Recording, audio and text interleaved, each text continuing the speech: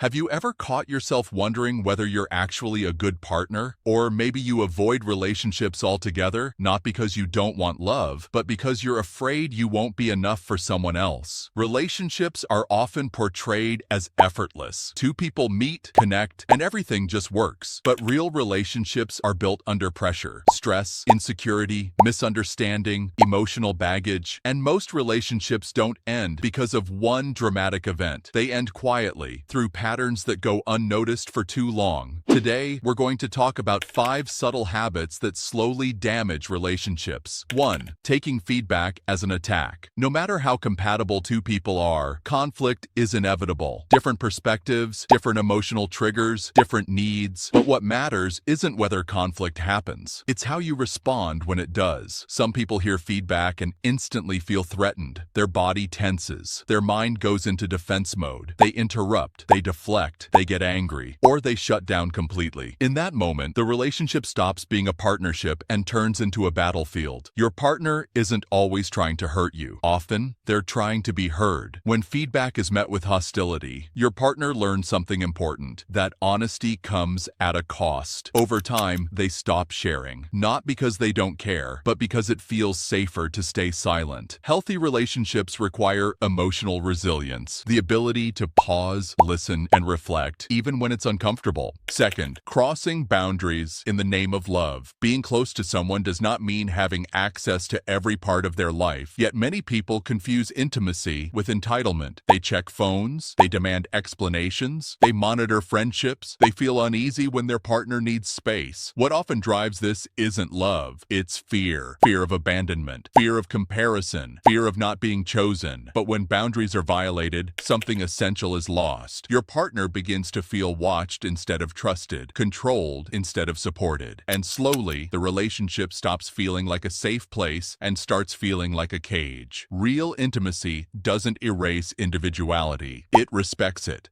3. Turning insecurity into a daily burden. Everyone feels insecure sometimes, but there's a difference between sharing vulnerability and constantly asking someone else to hold your self-worth. When insecurity becomes a daily presence, constant self-criticism, repeated reassurance-seeking, emotional dependency, it places quiet pressure on the relationship. Your partner may want to help, but eventually they feel powerless. No amount of love can fix a broken self-image. Unchecked insecurity often leads to jealousy, overthinking, and emotional exhaustion. Not because your partner has done something wrong, but because your mind is always searching for proof of danger. Self-worth cannot be outsourced. It has to be built internally. A healthy relationship supports growth. It does not replace self-acceptance. 4th, using threats instead of communication. Ultimatums feel powerful in the moment. They create leverage. They force a response, but they also quietly poison trust. When you say, "Do this or I'm leaving," you're not inviting understanding, you're creating fear. And fear-based compliance does not build closeness. It builds resentment. Your partner may give in, but internally, something breaks. They feel manipulated, cornered, emotionally unsafe. There are moments when firm boundaries are necessary, especially in harmful situations. But most everyday conflicts don't require threats. They require conversation. Real influence comes from clarity, not control. 5. Withholding communication as punishment.